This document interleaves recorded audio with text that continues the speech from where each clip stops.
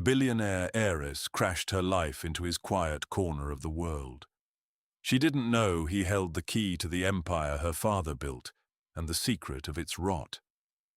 Elara Vance measured the world in quarterly reports and shareholder value. Her life was a fortress of glass and steel, 40 stories above a city that never slept. From that height, people were data points, movements on a grid. Today, the grid had failed her.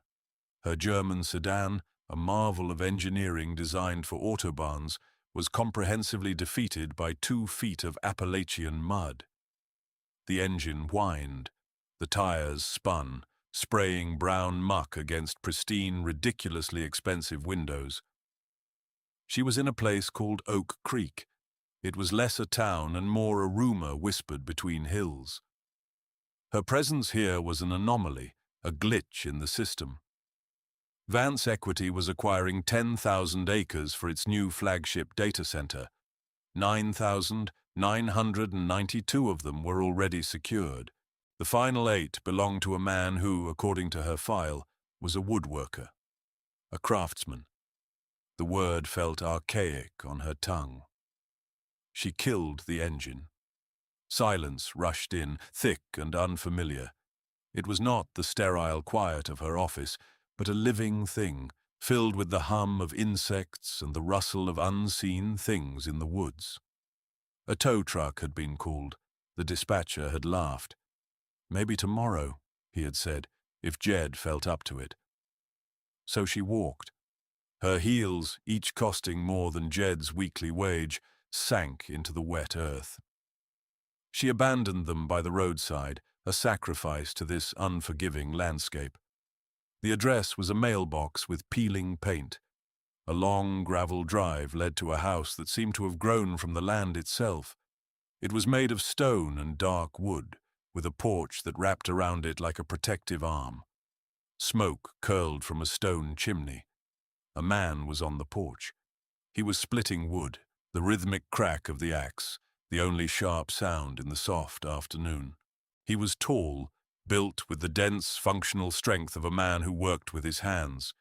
He wore jeans and a plain grey shirt, both stained with sweat and sawdust. He stopped when he saw her, resting the axe head on the chopping block. He did not seem surprised.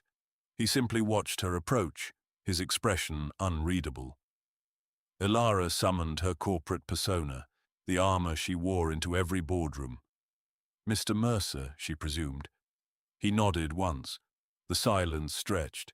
She was used to filling silence, to controlling the pace of every interaction. Here the silence had its own weight. She was Elara Vance. Her name opened doors and moved markets. Here it meant nothing. "I'm here about the land," she stated, getting to the point. It was how she operated. Efficiency was its own virtue. He picked up the axe, tested its edge with his thumb, and set it down again. "I know who you are." His voice was low and calm, like stones at the bottom of a river. "Then you know my offer is more than generous." It was, by any metric, life-changing money for a plot of land that, by her estimation, grew nothing but trees and inconvenient silence. She saw his life in a single, dismissive glance. The small, rustic house, the old, beaten truck parked near a workshop, the simple, manual labor. It was a tiny life, a footnote in the grand ledger of the world. Her offer was an act of charity, a rescue. He looked past her, toward the rolling hills that cupped the valley. "It's not for sale." The words were not a negotiating tactic, they were a fact, like the sky was blue or water was wet. "Mr. Mercer, everything is for sale." It was the first principle of her world. He turned his gaze back to her. There was no anger in his eyes, just a deep, weary patience. Not this. She felt a flicker of irritation. This was inefficient. This was a waste of her time. She held out a sleek portfolio. "The final contract is inside. All it needs is your signature. We can have the funds wired by morning." He did not take it. He went inside the house and returned a moment later with a thin, leather-bound folder. It was worn at the edges, the leather supple with age. He handed it to her. "Read the Blackwood Agreement," he told her. "Section 4. Then we can talk about what's for sale." He picked up his axe and turned back to his work. The crack of splitting wood echoed behind her as she walked away. Dismissed. The feeling was so foreign it was physically jarring. Back at the useless car, she opened the folder. The paper was thick, creamy, and filled with dense, typewritten legal text. It was a conservation trust, an old one. But the language was anything but archaic. It was precise, elegant, and utterly unbreakable. It bound the 8 acres to the surrounding 9,992.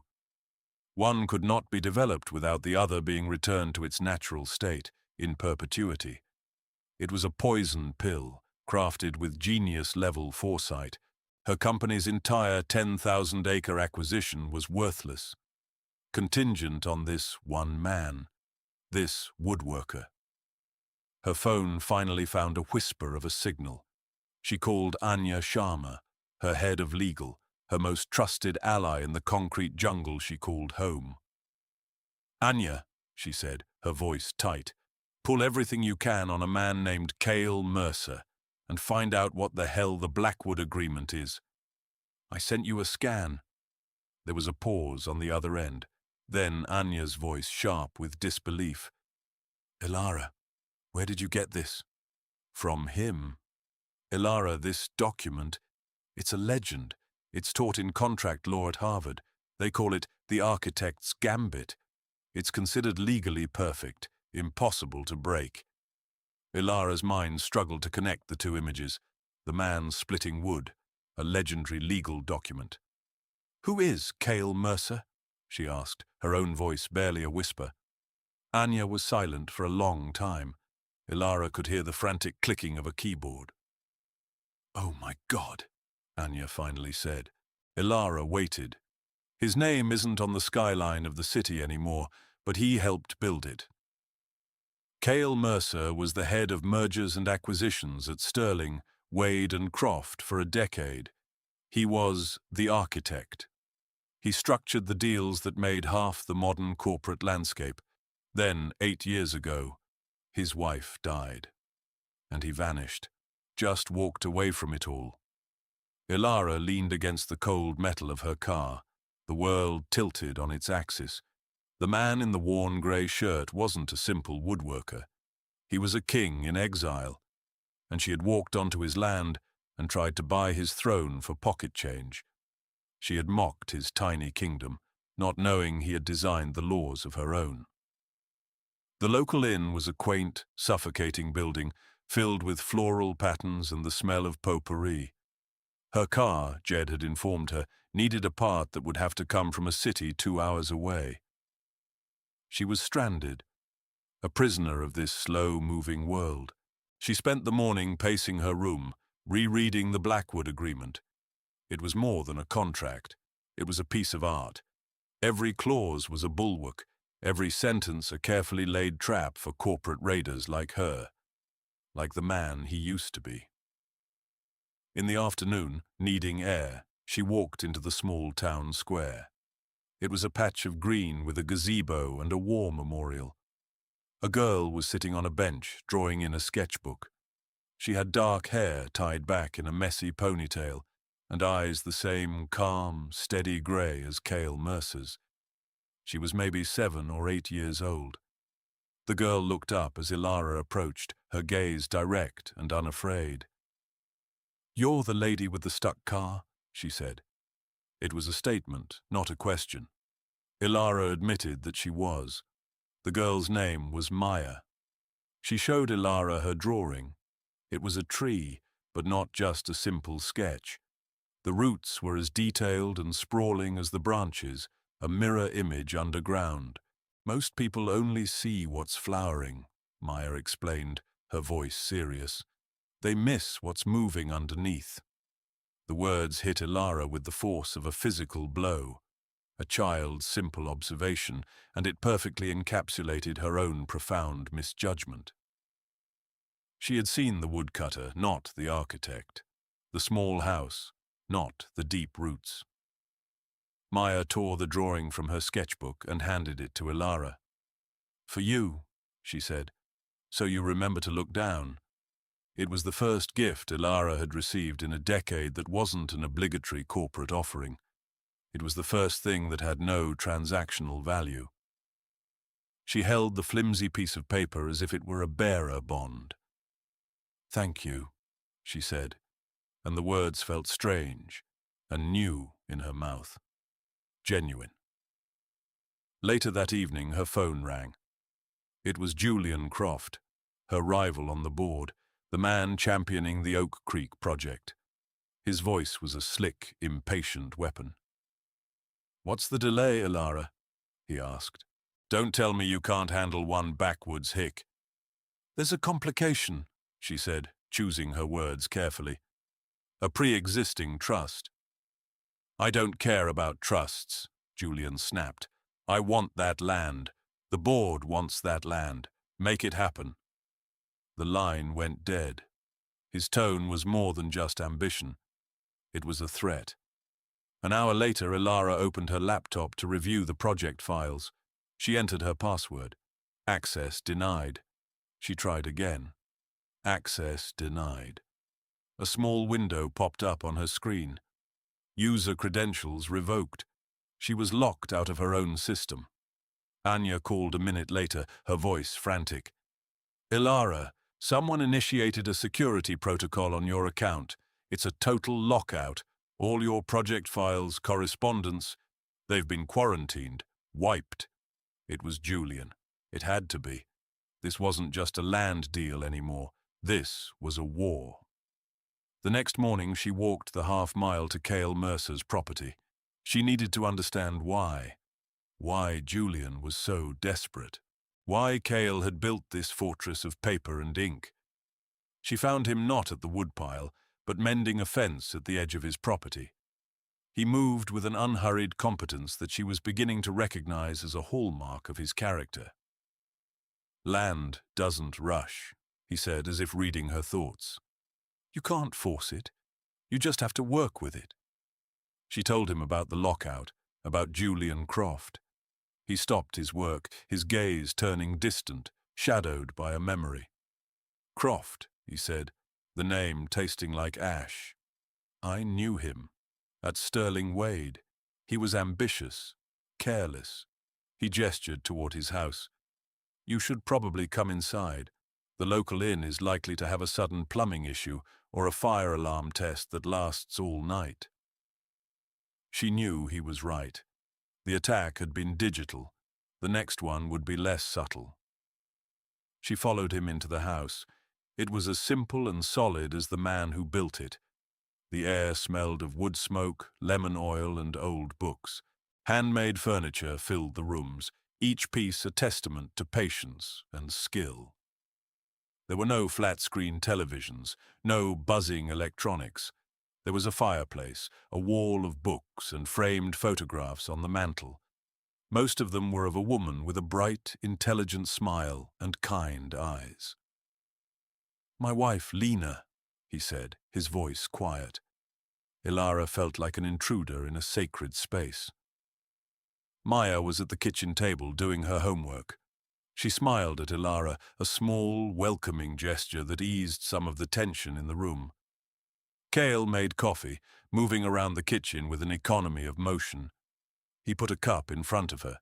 It was a heavy ceramic mug, warmed by the heat of the drink. The forced proximity was unnerving. In her world, space was power. Here, sharing space was just living. She saw the quiet rhythm of his life, the way he helped Maya with a math problem, his large, calloused hand gentle as he pointed to a number, the way he stoked the fire without looking, a practiced, domestic motion. This was the life he had chosen, or the life that had chosen him. He finally spoke about it that night after Maya was in bed. The two of them sat in worn armchairs before the fire. Lena was a journalist, he began, an environmental reporter. She was good. Too good. He stared into the flames, the past playing out in the dancing light. She started investigating a chemical company, a subsidiary of a corporation I was doing a deal for at the time. Vance Equity. Elara's breath caught in her throat. Her father's company. Before her time. The subsidiary was run by a young, hungry executive named Julian Croft. He was cutting corners on waste disposal, dumping toxins into a river upstream from a small town. Lena had a source, a whistleblower. She was close to breaking the story. His voice became flat, devoid of emotion, a man reciting a coroner's report. She was driving home from meeting her source late one night. A truck ran her off the road. No witnesses. The police called it a tragic accident. He fell silent. The only sound was the crackling of the fire. I quit the next day, he continued. I left the city, the money, the entire world that took her from me. I came here to the land she loved, and I built a wall around it. Not with stones, but with words. The Blackwood Agreement. It was my last act as a lawyer, a memorial, a promise to her that this place would always be safe. Now Elara understood. This wasn't about land value. It was about a ghost. Julian wasn't just trying to acquire acres. He was trying to bury a crime. The data center would sit on the very land Lena had died to protect, erasing her memory and his own sins with a blanket of concrete and servers. Lena left something, Cale said, his voice pulling Elara back to the present. With Silas Blackwood. He's the oldest resident in the valley.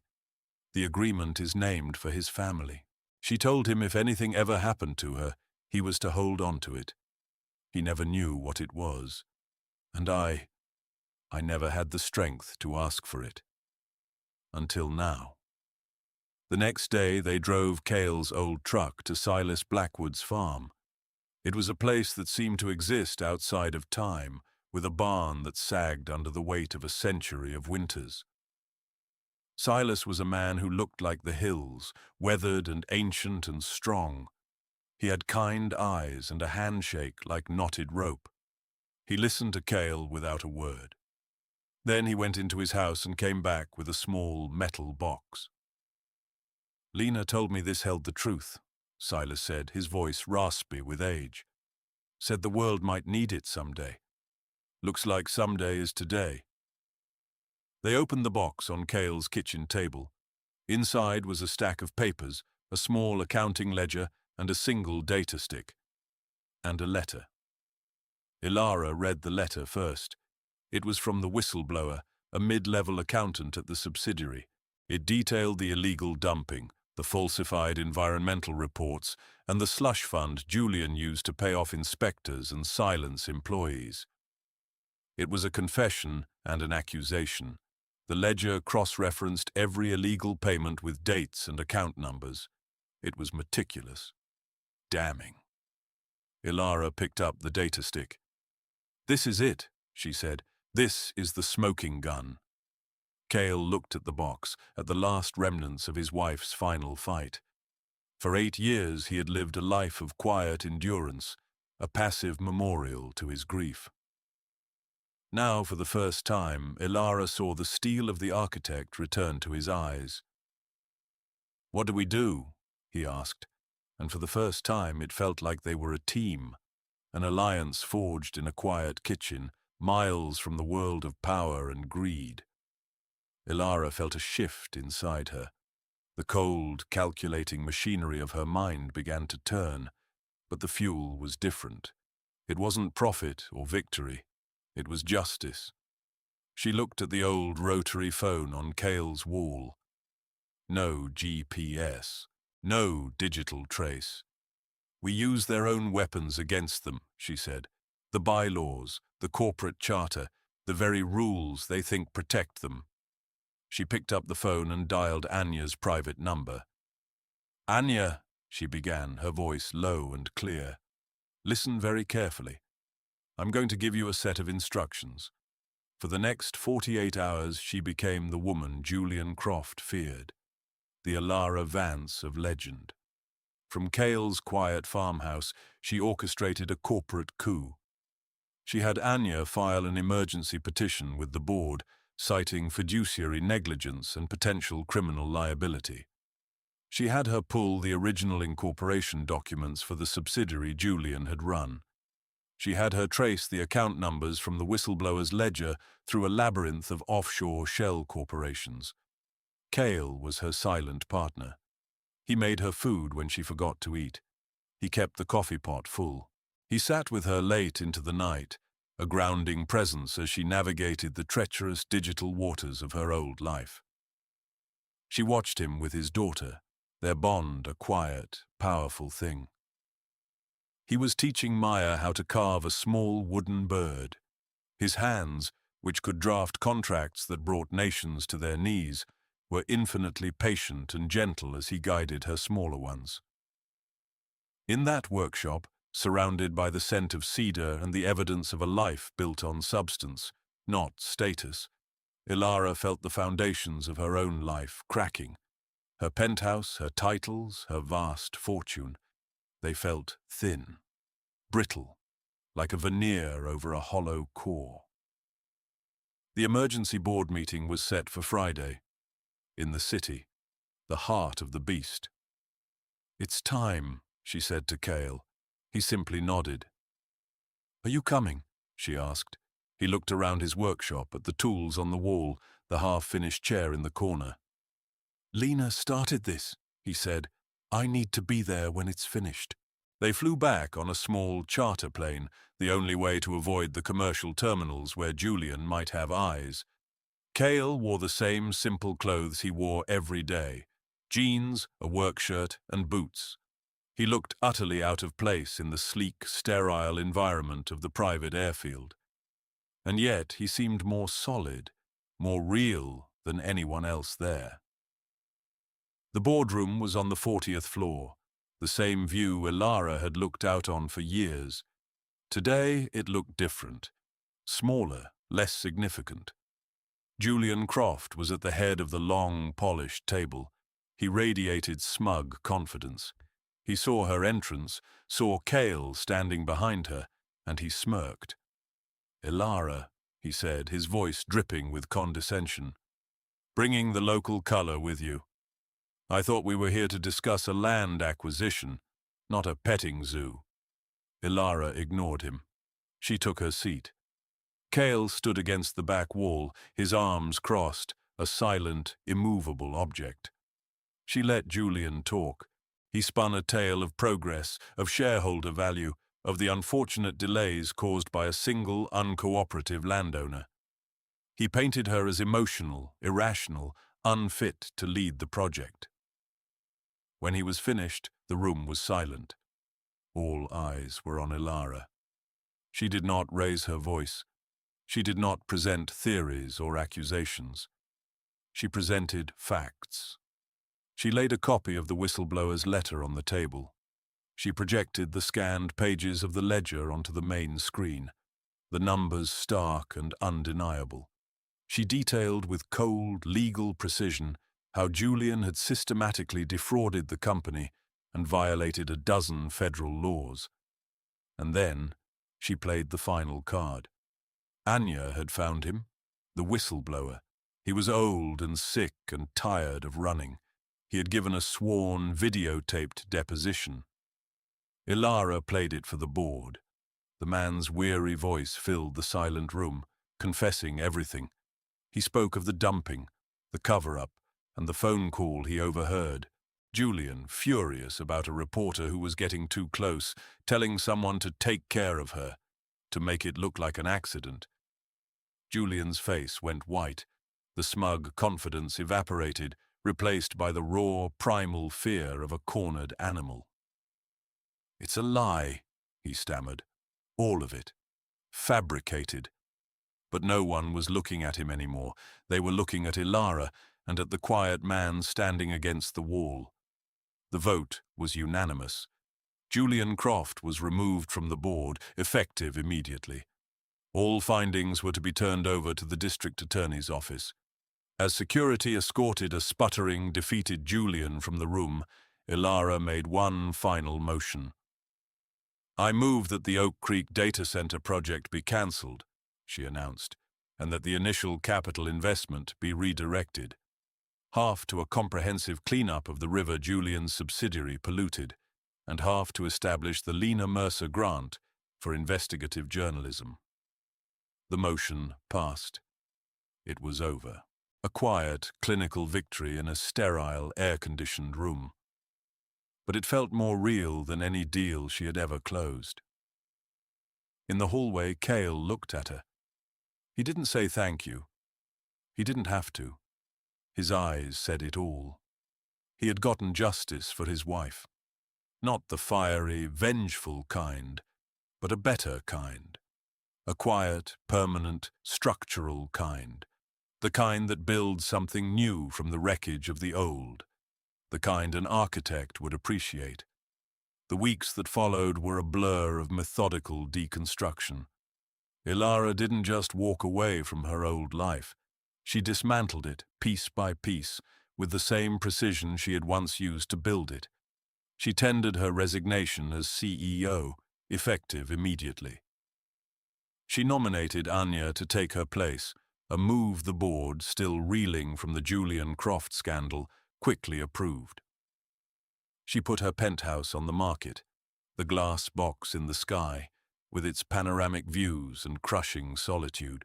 She walked through its empty, minimalist rooms, feeling nothing.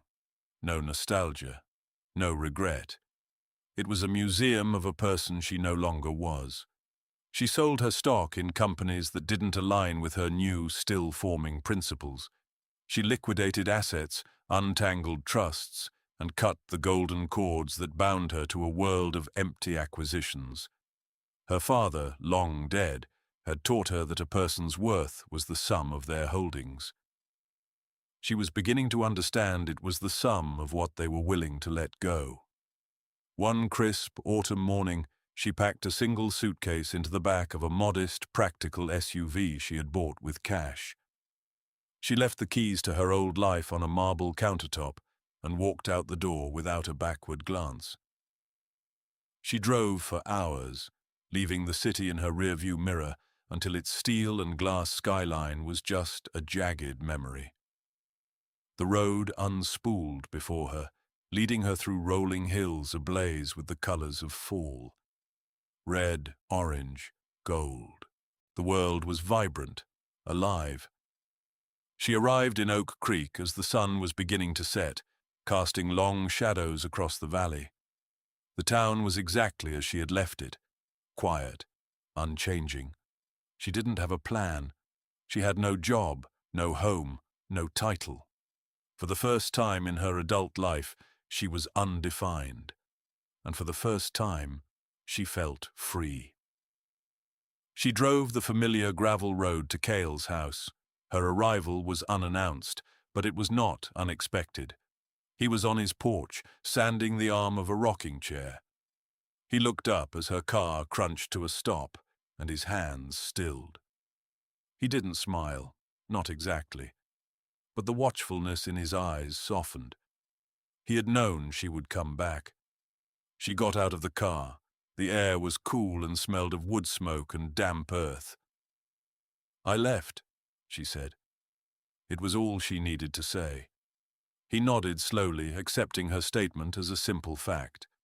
He set down his sandpaper and gestured to the other rocking chair on the porch. A moment later, Maya burst out of the house, a wide grin on her face. She ran to Elara and hugged her legs, a spontaneous, unconditional welcome. "I knew you'd come back," Maya said. "I made you a new drawing. This time it was a house, a simple, sturdy house with smoke coming from the chimney and deep, tangled roots holding it to the earth." They didn't talk much that evening. They sat on the porch and watched the stars emerge in the vast, dark sky, a celestial display undimmed by the glare of city lights. The silence between them wasn't empty. It was comfortable, companionable, a space where two solitary people could simply be. In the days that followed, Elara found a new rhythm, a life measured not in minutes and meetings, but in sunrises and seasons. She helped Cale in his workshop, learning to hold the wood, to feel its grain, to appreciate the slow, deliberate process of creation. She learned to cook on a wood stove, to plant a garden, to mend a fence. Her hands, once accustomed to the smooth glass of a smartphone and the cool metal of a fountain pen, grew calloused. Strong. One afternoon, the three of them walked the property line, their boots rustling through the fallen leaves. Maya ran ahead, her laughter echoing in the still air. Elara and Cale walked side by side, a comfortable distance between them. They stopped at an old gate that looked out over the valley. The same hills Cale had looked at the day she first arrived, the day she had tried to buy his world. He rested his hand on the weathered top rail of the gate. She rested hers there, too, a few inches away. The space between their hands was small, but it held everything. The past, the present, and the quiet, unspoken possibility of a future.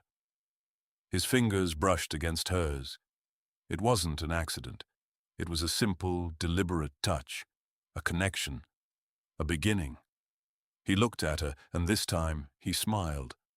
A real smile, one that reached his steady, grey eyes. It transformed his face, erasing the last shadows of his long grief.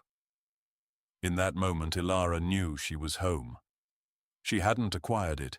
She hadn't negotiated for it. She had simply arrived, empty-handed, and found it waiting for her all along. Some fences mark where a world ends. Others mark where a new one begins.